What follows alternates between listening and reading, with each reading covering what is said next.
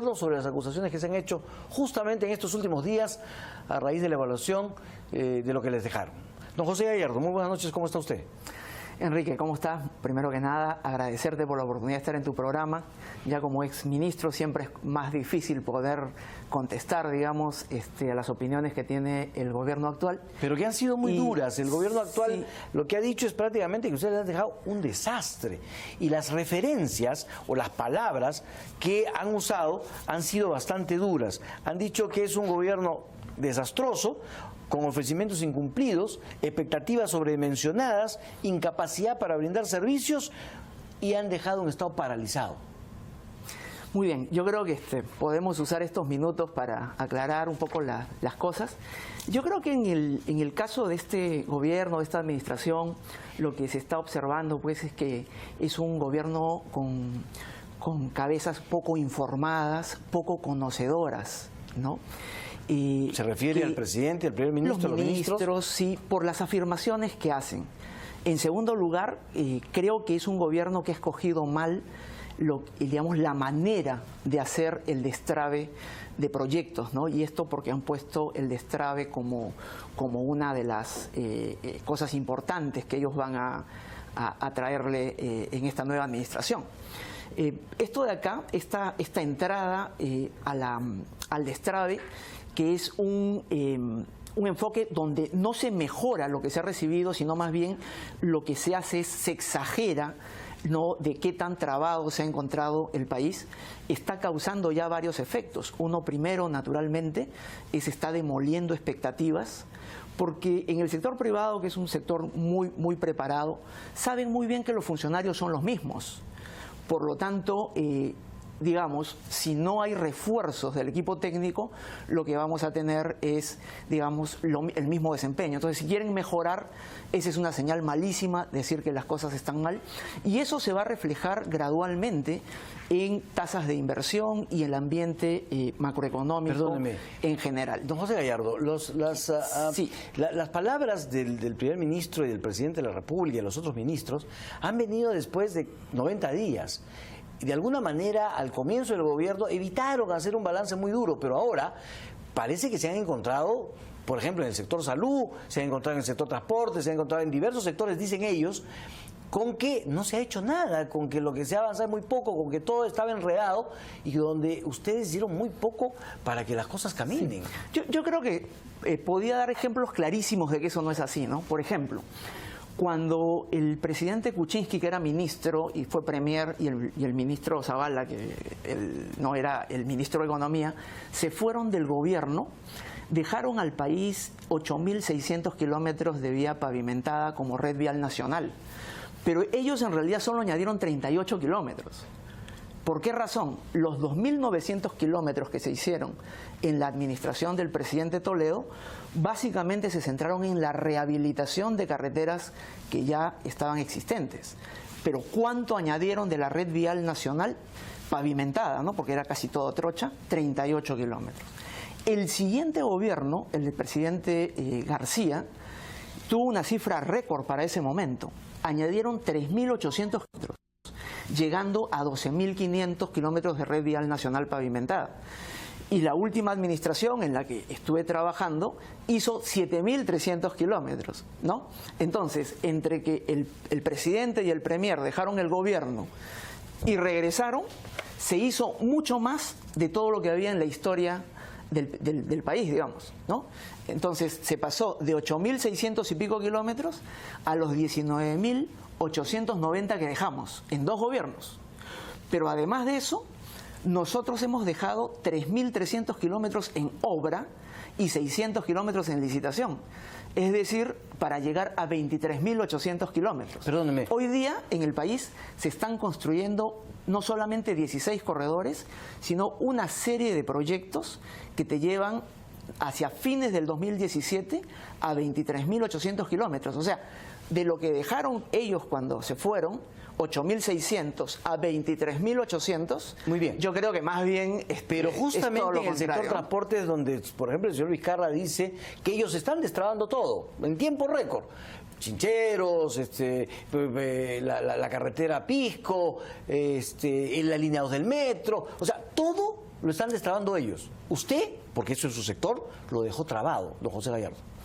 Entonces, eso es lo que yo te decía en un momento, ¿no? Que la manera de enfocar el destrabe, yo creo que es bastante equivocada por parte del ¿Ellos gobierno. están equivocando? ¿Se ¿Por están qué? equivocando? Porque tratan de sobreestimar, ¿no? Digamos, qué tan trabadas están las cosas. Pero al hacer eso, tú vas a tener una serie de efectos que se desencadenan.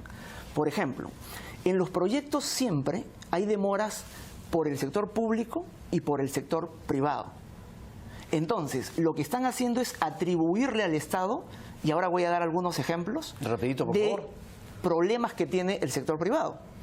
¿Y eso a qué les va a llevar? A un descrédito, ¿no? A un descrédito del presidente, del primer ministro, que son los que repiten estas cosas. ¿Y por qué hacen eso? Y yo creo que porque tienen muy mala información. Te doy un ejemplo.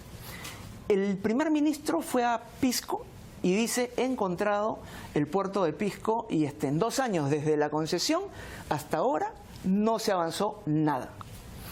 Entonces, para un premier que fue ministro de Economía eso es grave, porque él debería saber, por el vínculo que hay entre el MEF y Proinversión, que cuando tú adjudicas un proyecto, lo que sigue inmediatamente son los estudios de ingeniería definitivos.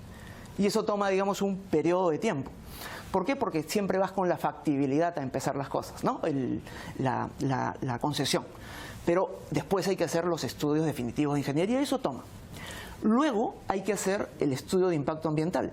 ¿Y qué cosa le tomó al concesionario del puerto de Pisco los últimos 6 meses antes de que nosotros dejáramos la administración? Pasar el estudio de impacto ambiental, que Paracas es una zona protegida y eso es muy delicado. El CERNAM, que es una institución de otro ministerio, ¿no? Naturalmente pues observó lo que le presentaron. No voy a repetir los calificativos que usaban de los estudios que presentaban los concesionarios, naturalmente por respeto, pero la pregunta es, ¿esa demora del privado es responsabilidad del Estado? Perdóneme. Ese es un ejemplo. Yo le dije no, porque pensé que nos iba a tomar mucho tiempo, pero ahora ya me entró la curiosidad. ¿Cuáles eran los calificativos? ¿Cuáles eran los calificativos? Mira, en realidad lo que Díganos hizo así, el consultor, ¿no? Que hizo esto, tomó, digamos así, un estudio hecho en otro país y lo presenta. Pero ¿cuáles eran los calificativos, por favor?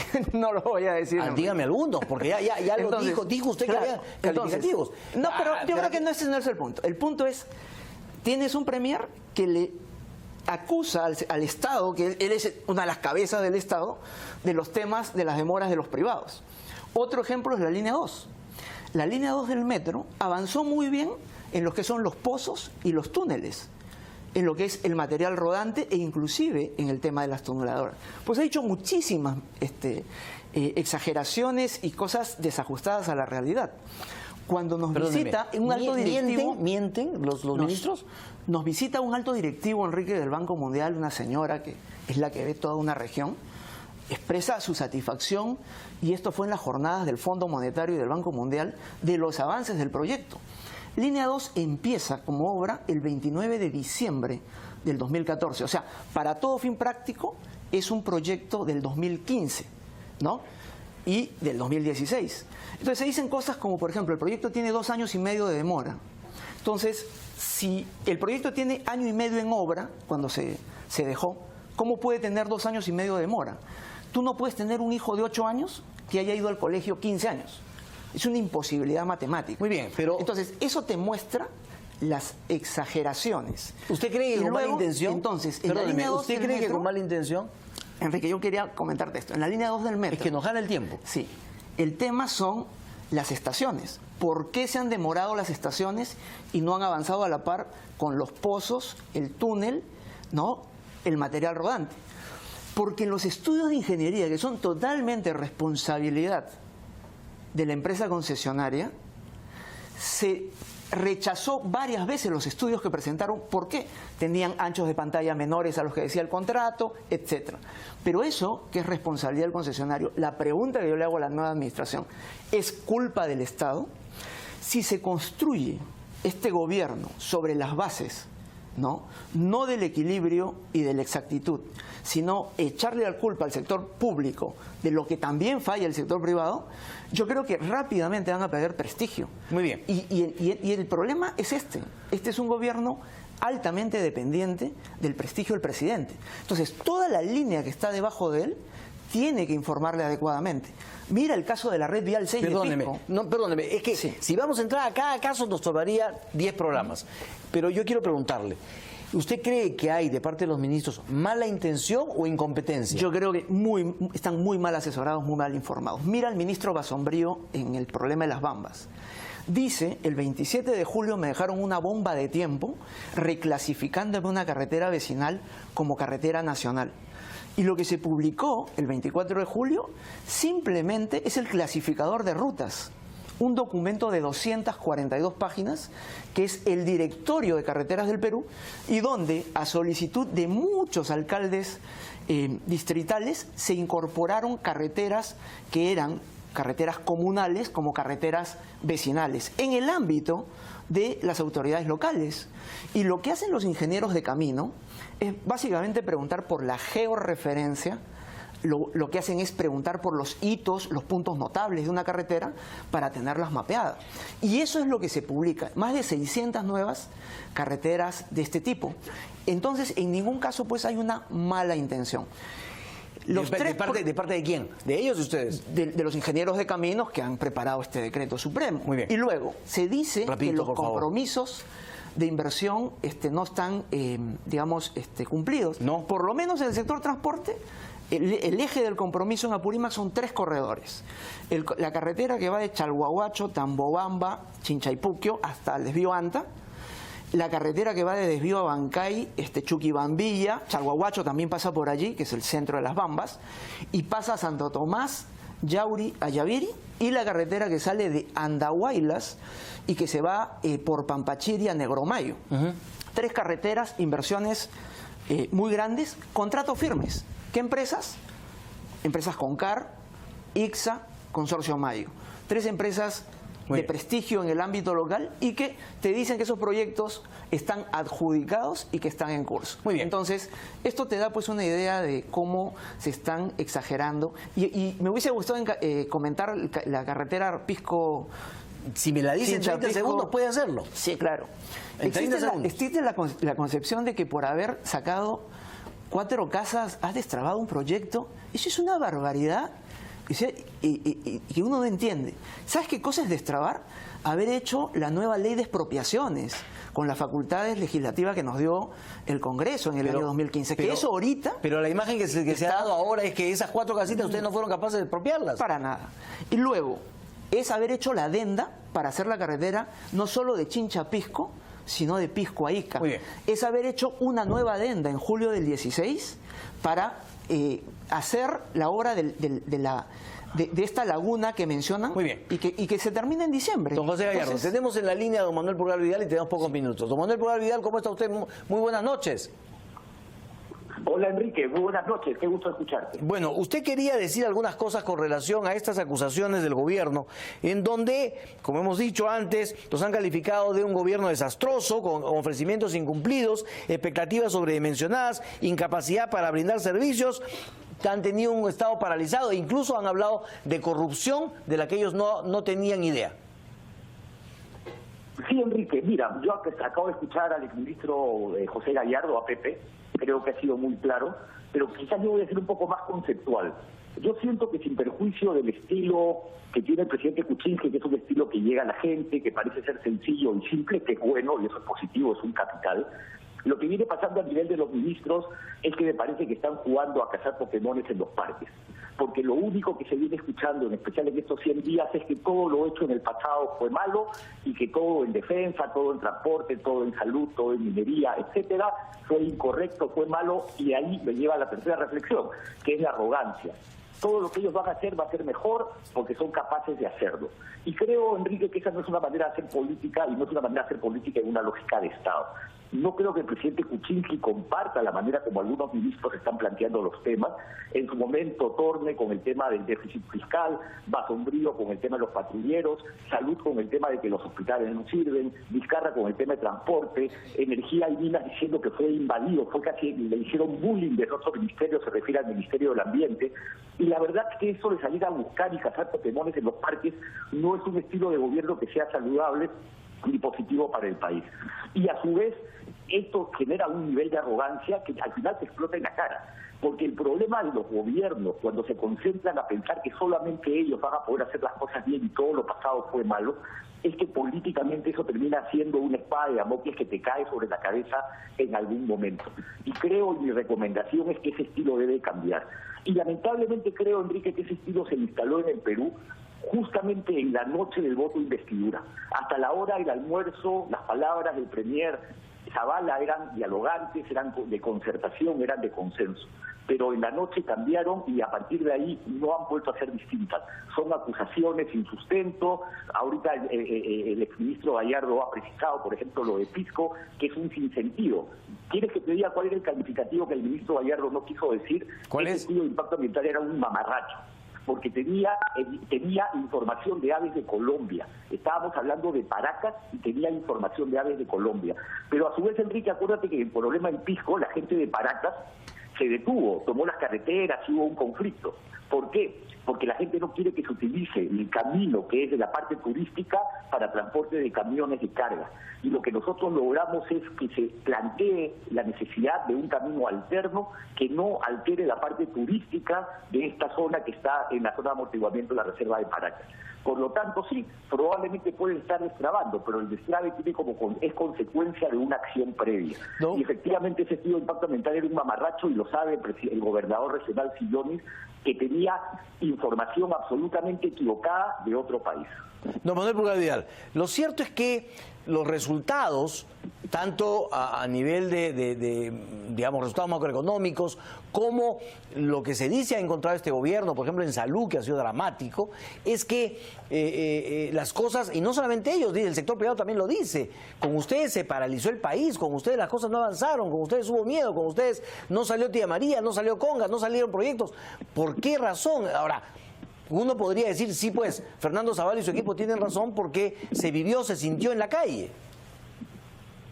Mira, no creo que sea tan cierto, porque efectivamente el exministro Gallardo ha señalado todo lo que se avanzó en la línea 2 del metro, en el aeropuerto, en la carretera Pisco y hacia Ica, y entonces en ese tipo de obras. Pero vamos a ser más específicos. En el tema macroeconómico, este tema del déficit fiscal y el déficit estructural versus el déficit real, es un tema que al ministro Torres le puede explotar en la cara, porque ha cambiado la manera de definir y establecer el déficit fiscal, y eso hace que no tenga una capacidad de maniobra y lo va a sentir en el futuro. Pero mire, todos, perdóneme, don Manuel, todos señalan que en el análisis que el gobierno de ustedes se dedicó a generar gasto corriente, es decir, a contratar gente, a sobredimensionar el aparato público, y ahí hay gran parte del déficit. No, no tan exacto. Escuché en algún momento a la ministra Alcovín señalar que era una barbaridad que el MIDIS tuviera tanto personal, y la respuesta de la exministra Paola Bustamante es muy sencilla. Listo, bájalo a la mitad. Y si lo bajas a la mitad, vamos a ver si te funciona, porque los programas sociales requieren esta demanda de personal para atender cada uno de los distintos programas sociales que no tienen ningún nivel de cuestionamiento. Entonces, Enrique, si fuera cierto que hay un sobredimensionamiento, que planteen la opción, que lo bajen a la mitad, y a ver si con un Estado a la mitad del tamaño que supuestamente fue sobredimensionado, a ver si funciona. Pero en vez de estar planteando una crítica y cazar Pokémones, que planteen la propuesta. Y en función de la propuesta veremos si les funciona o no. Para mí, ojalá que les funcione. Pero mi crítica es que solamente estén cazando Pokémones y que no estén planteando cuál es su opción específica de un Estado supuestamente más pequeño para que funcione. Si quieren reducir un punto el IGB, que lo bajen, aunque todo el Ministerio de Economía y Finanzas a nivel técnico le dice al ministro Torres, no te va a funcionar, no dan las cifras para que bajes un punto del IGB. Esa curva que supuestamente a reducción de impuestos, mayor incremento del consumo, es una cuestión conceptual, no es una cuestión que haya demostrado funcionar ni siquiera en Guatemala, que es quien ha utilizado el modelo. Muy bien. Pero que planteen las propuestas. Muy bien. Don Manuel Pulgar Vidal, muchísimas gracias. Esperamos tenerlo próximamente en el programa para hablar del tema ambiental exclusivamente. Muchas gracias. Listo, Enrique. Un abrazo. Muy amable, don José Gallardo. Sus palabras finales. ¿Realmente siente usted que hay margen para reclamar, para decir que ustedes hicieron algo cuando... Usted lee los periódicos, todos señalan de que el gobierno de Humala fue un desastre? No, yo creo que en estos momentos con ese tema hay que tener mucha calma, que cuando pase el tiempo hemos comentado, van a volver al equilibrio. Yo creo que trabajé en un gabinete de gente muy sana, ¿no? Yo eso lo descarto. Pero Yo creo que la preocupación hoy día, Enrique, es sobre este gobierno. Sobre lo anterior, las cosas van a llegar a su equilibrio y poco a poco se va a saber la verdad. Pero el problema de este gobierno es lo que yo te decía. Se muestra como un gobierno desinformado, se muestra como un gobierno que está escogiendo las estrategias equivocadas para hacer las cosas, el caso del destrave, se muestra como un gobierno que por primera vez en 25 años de reformas estructurales tenemos una política macroeconómica cuestionada. Se muestra como un gobierno sin visión, porque estamos pasando, y esto puede ser debatible, de tener una visión basada en la diversificación productiva y en el capital humano como formas de disminuir disparidades de productividad y desigualdad, pero que lo reemplazan con destrave y formalización. Y ahí no hay ninguna visión. Muy bien. Y estamos hablando de un gobierno que depende de la credibilidad de su presidente y que muy rápidamente esa credibilidad está siendo afectada por los malos diagnósticos, por los casos de corrupción de este gobierno, que hasta ahora no se terminan de aclarar. Muy bien. ¿No? Y por los problemas que, como se está viendo, no se avanza en ninguna de las Don José Gallardo, nos ha ganado el tiempo, pero yo tengo que hacer una pregunta solamente para que me conteste en 5 segundos. Usted ha sido miembro del directorio del Banco Central de Reserva. ¿Le parece que la elección de Klimper, Cuba y Rey es adecuada? A ver, el Ejecutivo escogió a 3 directores y el Congreso a 3. Creo que un comentario mío con el respeto al Ejecutivo y al Legislativo es que me hubiese gustado que el Ejecutivo nombre, por ejemplo, a una economista, ¿no? Y tienen allí a Palomino, que es un conocedor de la macroeconomía y las finanzas, muy buena elección, Llamada, que era la continuidad, pero de repente Javier Escobar, que ya tiene otras comisiones de gobierno, de repente reemplazarlo por una economista. Y en el otro caso, Elmer Gua, pues tremendo aporte por su conocimiento también del tema macroeconómico, y de los otros 2 candidatos, y con todo respeto al Congreso, de repente también hubiese sido bueno poner una economista también por ese lado, ¿no? Muy bien, don José Gallardo, muchísimas gracias. Sus comentarios van a traer cola, así que los escucharemos. Muy amable. Gracias. Muy buenas noches. Vamos a una pausa, regresamos para hablar con el señor primer ministro, Fernando Zavala.